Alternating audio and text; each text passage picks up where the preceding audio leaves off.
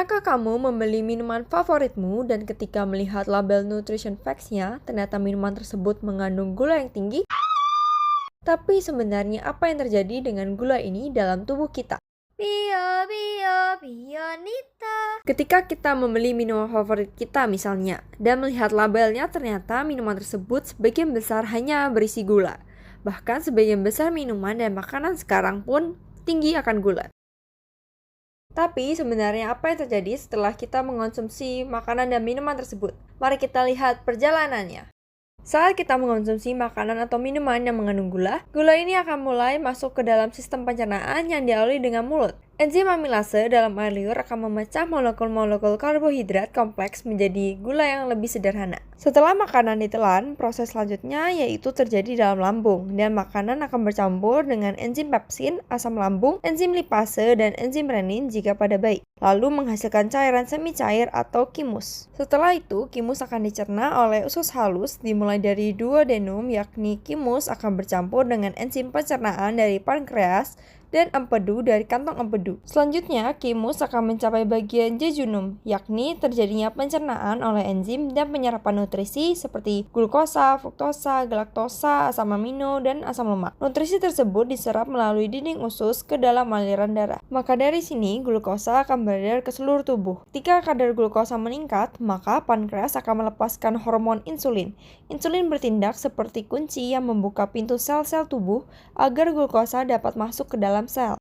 Di dalam sel, glukosa diubah menjadi energi dalam beberapa tahapan. Tahap yang pertama yakni glikolisis, yang merupakan satu proses untuk mengubah satu molekul glukosa menjadi dua molekul asam pirufat dan terjadi di sitoplasma. Proses glikolisis diawali dengan glukosa diubah menjadi glukosa 6-fosfat dengan bantuan enzim heksokinase dan penambahan 1-fosfat dari ATP. Lalu, glukosa 6-fosfat diubah menjadi fruktosa 6-fosfat dengan bantuan enzim fosfoglukoisomerase. Lalu, fruktosa 6-fosfat diubah menjadi fruktosa 1,6-difosfat dengan bantuan enzim fosfofruktokinase dan penambahan 1-fosfat dari ATP. Lalu, fruktosa 1,6-difosfat dipecah oleh enzim aldolase menjadi 2-fosfogliseraldehid. Lalu, fosfogliseraldehid diubah menjadi asam 1,3-difosfogliserad dengan enzim triosafosfat dehidrogenase serta dengan bantuan 2-NAD. Lalu, asam 1,3-difosfogliserad diubah menjadi 3-fosfogliserad dengan bantuan enzim fosfogliserokinase dan pemberian 1-fosfat kepada 2-ADP. Lalu, asam fosfogliserat diubah menjadi asam 2-fosfogliserat dengan bantuan enzim fosfogliseromutase. Lalu, asam 2-fosfogliserat diubah menjadi asam fosfoenol pirufat dengan bantuan enzim enolase dan melepaskan H2O. Lalu, asam fosfoenol pirufat diubah menjadi asam pirufat dengan bantuan enzim pirufat kinase dan fosfat diberikan pada 2-ADP. Proses yang terjadi pada fosfogliseraldehid terjadi pada kedua fosfogliseraldehid, sehingga pada tahapan glikolisis, gula menghasilkan 2 asam pirufat, 2 ATP, dan 2 NADH. Hasil dari glikolisis dilanjutkan pada tahap dekarboksilasi pirufat untuk masuk ke dalam mitokondria. Proses ini diawali dengan pirufat yang kehilangan satu karbonnya, lalu menjadi asetil. Karbon yang hilang tersebut akan membentuk CO2. Dan terjadinya penangkapan elektron oleh NAD sehingga membentuk NADH. Lalu, asetil membutuhkan koenzim A agar dapat masuk ke dalam mitokondria, sehingga keduanya terikat dan membentuk asetil-CoA. Sehingga pada tahap dekarboksilasi pirufat menghasilkan 2 NADH.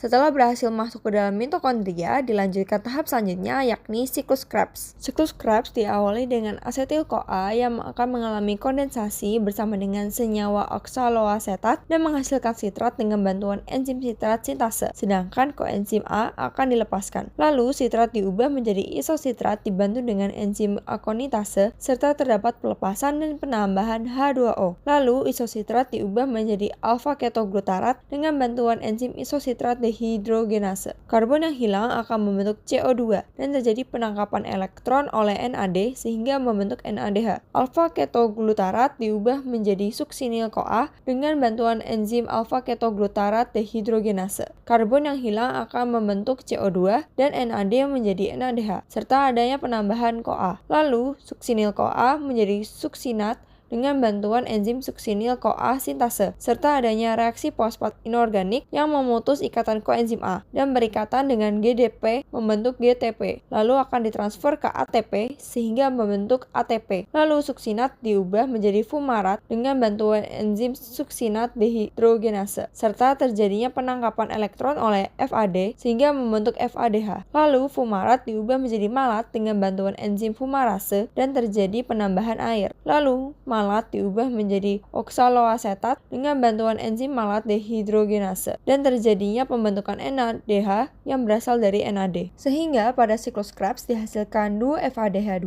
6 NADH, dan 2 ATP. Tahap selanjutnya yakni rantai transfer elektron, yakni proses produksi ATP dari FADH2 dan NADH yang dihasilkan pada tahapan sebelumnya. Tahapan ini terjadi pada membran dalam mitokondria. Untuk NADH diuraikan menjadi NAD+.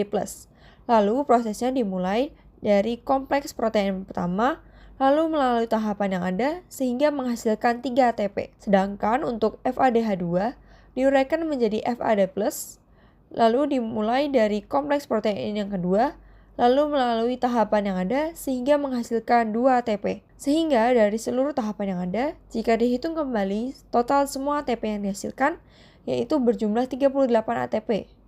Namun dikarenakan tahapan lainnya yang berada di mitokondria dan hanya glikolisis yang berada di sitoplasma, sehingga perlu adanya energi ataupun ATP yang digunakan untuk menembus mitokondria, yaitu diperlukan sebanyak 2 ATP. Sehingga total semuanya yakni 36 ATP. Proses glukosa yang terjadi dalam tubuh ini dapat dibagi menjadi 2 proses, yakni katabolisme dan anabolisme. Katabolisme yakni proses metabolisme yang memecah molekul-molekul besar dan kompleks menjadi molekul-molekul yang lebih kecil dan sederhana, seperti tahapan-tahapan yang telah dijelaskan sebelumnya. Sedangkan anabolisme yakni pembentukan molekul-molekul kompleks dari molekul-molekul yang lebih sederhana, dan proses ini memerlukan energi. Anabolisme dapat terjadi saat ada kelebihan glukosa, maka tubuh akan menyimpannya sebagai glikogen di dalam hati dan juga otot. Namun, jika masih ada kelebihan setelah itu, glukosa akan diubah menjadi lemak dan disimpan dalam jaringan adiposa atau lemak dalam tubuh. Energi yang dihasilkan pada proses respirasi seluler pun dapat digunakan untuk menjalankan berbagai fungsi dari tubuh, seperti bergerak, bernafas, berpikir, dan lainnya. Tapi bagaimana jika terjadi gangguan pada anabolisme? Kasus tersebut dapat dilihat pada penyakit diabetes. Diketahui terdapat 2 tipe diabetes.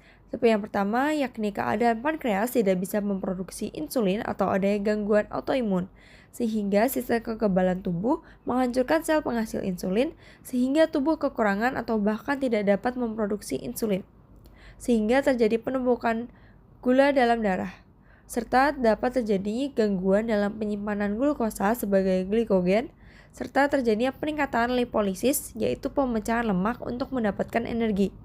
Tubuh juga mungkin mengalami penurunan sintesis protein dan pembentukan jaringan baru.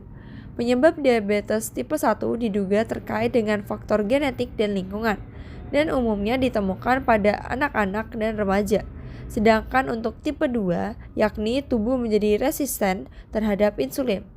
Pankreas tetap memproduksi insulin, namun sel-sel tubuh tidak dapat menyerap glukosa sebagaimana mestinya, sehingga menyebabkan penumpukan glukosa dalam darah dan kadar glukosa tubuh yang di atas normal. Sel-sel lemak pun dapat mengeluarkan hormon dan juga zat peradangan yang dapat mengganggu fungsi dari insulin, dan tubuh pun dapat menjadi kurang responsif terhadap insulin. Sel-sel tubuh, terutama di jaringan adiposa, mungkin akan terus-menerus melakukan lipogenesis, yaitu pembentukan lemak, meskipun tidak ada penggunaan yang efektif dari glukosa.